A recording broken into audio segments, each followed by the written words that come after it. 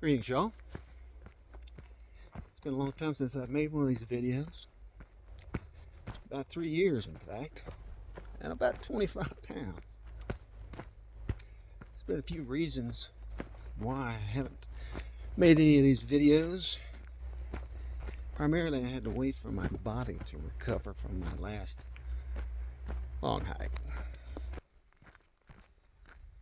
Because of all the videos that I've watched over the years of hiking on YouTube, the algorithms, they send me video after video. And one of the hikers I follow last year did the Continental Divide Trail, which goes from Canada down the Continental Divide to Mexico. I didn't have another 6-month sabbatical that I could take, but the sections that they did through Yellowstone and then the Grand Tetons were just phenomenal.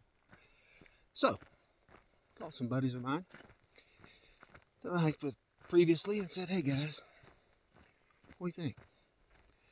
Want to do a section hike of Yellowstone and then hop on down to the Tetons and do a section hike of the Tetons? They said yes, and so here we are. I'll try and give you guys a good idea of what it's like being out here. So, we flew into West Yellowstone, and then we picked up the trail at the trailhead at, I believe it's called targhee Pass. And that pretty much runs along the border of Idaho and Montana. And we're doing about 35 miles or so of that section before we cross over into Wyoming and Yosemite.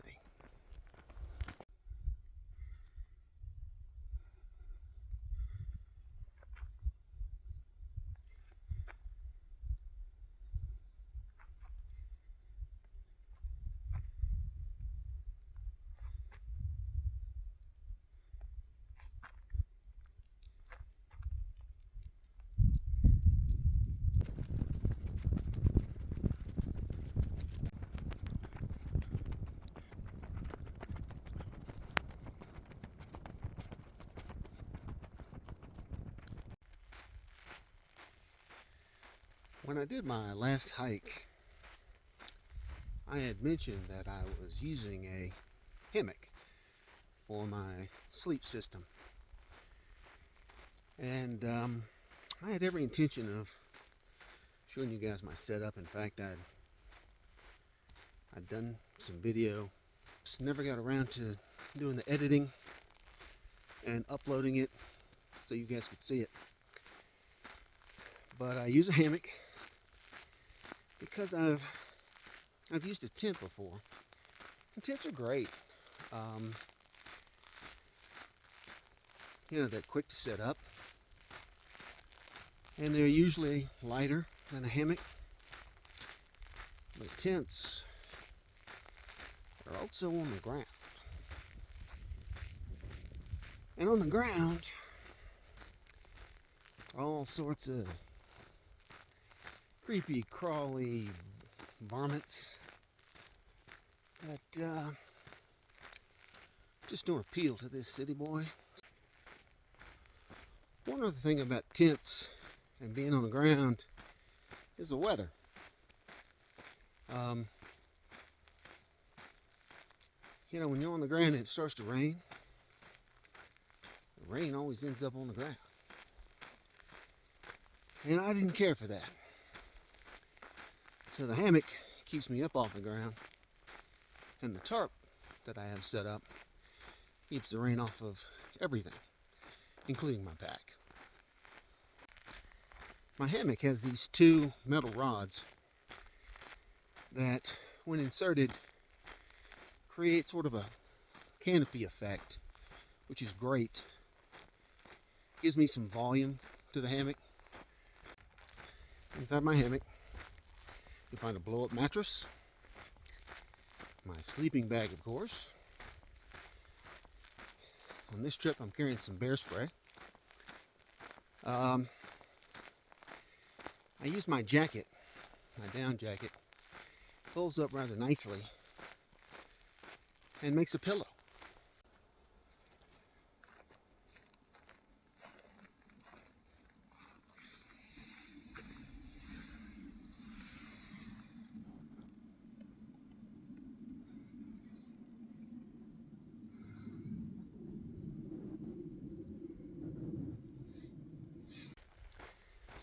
I also have an underquilt, which makes a huge difference on cold nights, but even on a typical night, you lose a lot of warmth to your backside, and this underquilt, I don't mind carrying it no matter how much it weighs. I also use a tarp. Tarp is to keep the rain off of me, but it also keeps the dew off of me in the morning, which makes everything heavier. You'd be surprised how much water weight there is just with dew. At the ranger station, it was recommended that every so often we stop, or just as we're hiking along, just call out bear, bear, bear, just to let the bears know you're there. If I had to guess, the bears, he or she, they already know I'm here. And I doubt seriously that they're going to check my backcountry permits, but I'd rather be safe than sorry. Hey, bear, bear, bear, bear. Hey, bear, bear, bear.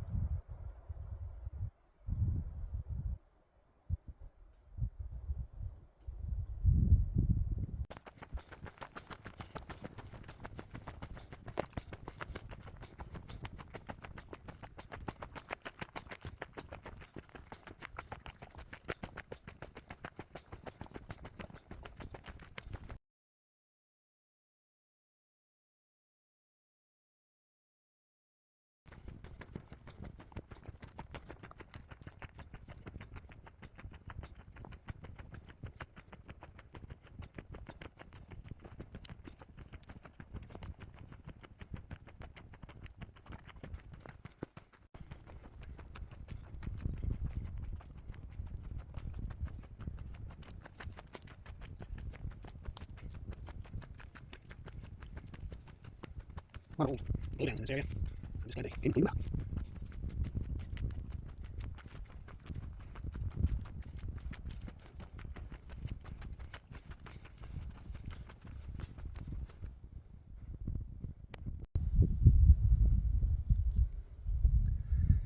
This is Summit Lake.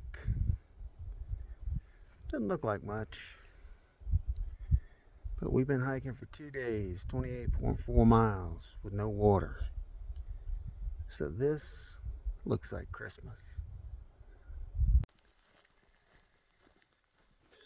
Last few days, we hiked along the Idaho-Montana border.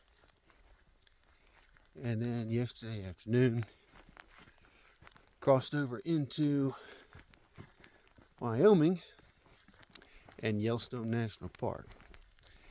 Rained overnight, rained this morning, so it's a wet start to the day. I might add it's about, 34 degrees. But we're headed straight into the area of the park. It's got Old Faithful. So, first stop of the day, Old Faithful. I hope he doesn't disappoint.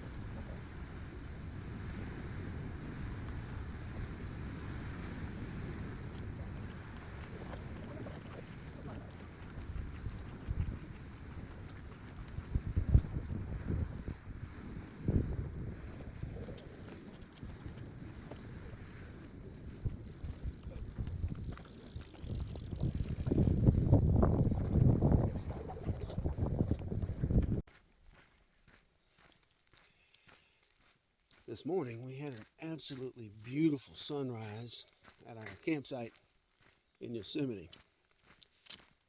Bad thing was, overnight, it had dropped below freezing. So of course everything froze. My shoes were frozen, my socks were frozen, my water filter was frozen, all the dew that was on my tarp frozen. So it took us a while to get all that thawed out and packed up and left camp. And we hadn't been on trail maybe 10 minutes.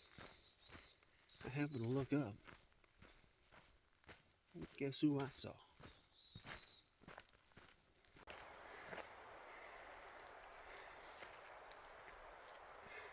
This is one big dude.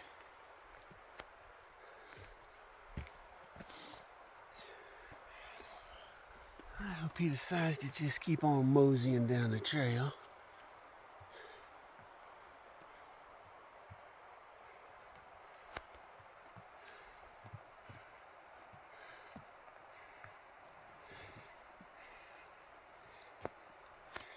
Hey there, fella.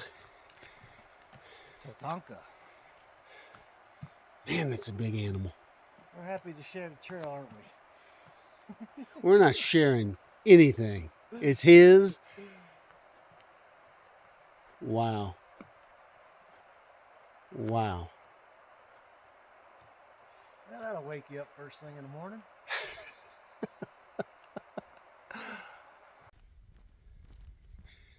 From the looks of his gait, I think he had a pretty rough night. That was okay by me, as long as he kept his distance. The Shoshone River. Ready? Ready?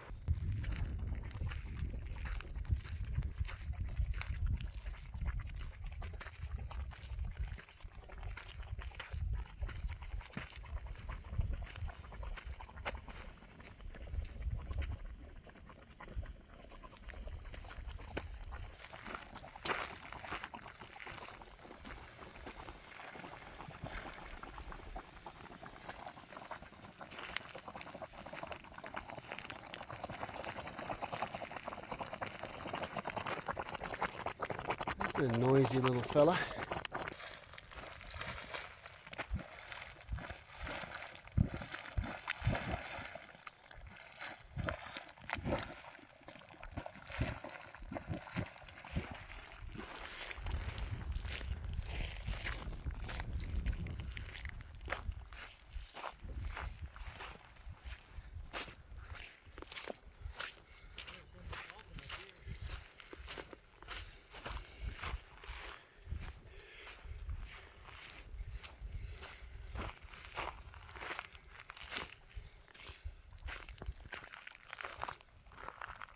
Unbelievable.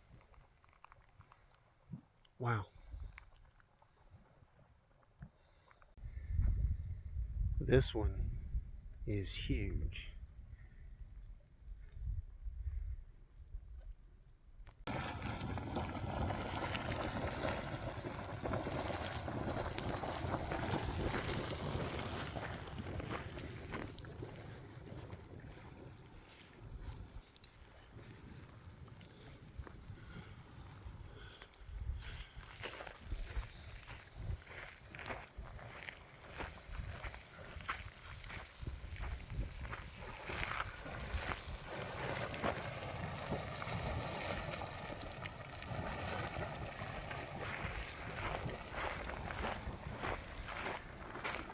I don't think any commentary is really necessary.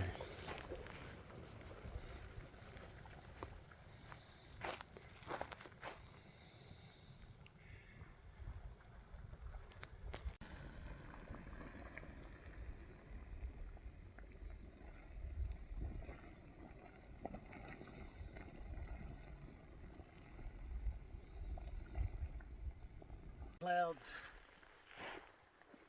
give us any grief. Shoshone Lake.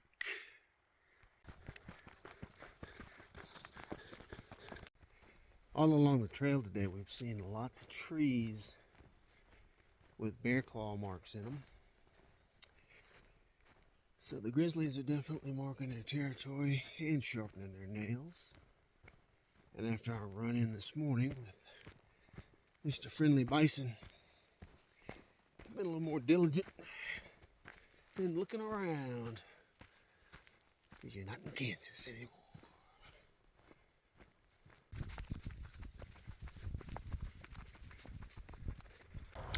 After we left the touristy area, in and around Old Faithful, the trail continued through the park, and I was really astonished at how the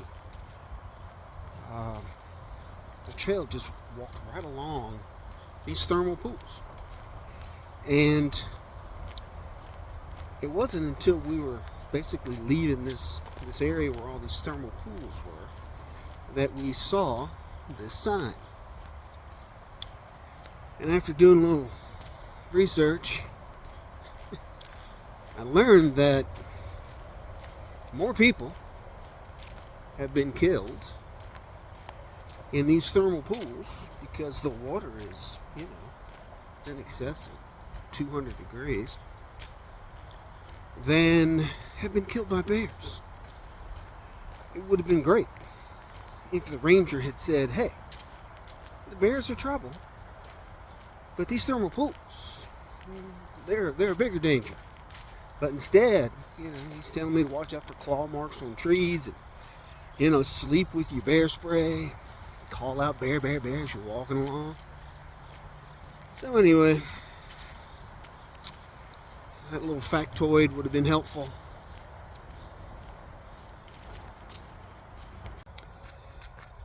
Our last day in Yellowstone was pretty uneventful. We did get up early and hit the trail because we had to do 8+ miles before lunch. The reason was we were meeting our ride. He was going to shuttle us down to the Grand Tetons at Heart Lake Trailhead. But more importantly, it was a Saturday. And Saturdays in the fall mean football. And Georgia was playing that afternoon. I had to get on a horse and make it to our ride so we could hop on down to Teton Village, find ourselves a TV, cold beverage. When I realized how much content I had for the Yellowstone section of our hike, and then that much more content for the Grand Tetons, I decided to make 2 videos. So, if you're looking for the Grand Teton video, hopefully I can get that out in a few days, and you'll be able to see just how majestic that part of the country is. It's really amazing. So, look forward to it, and I'll talk to you guys soon. Take care.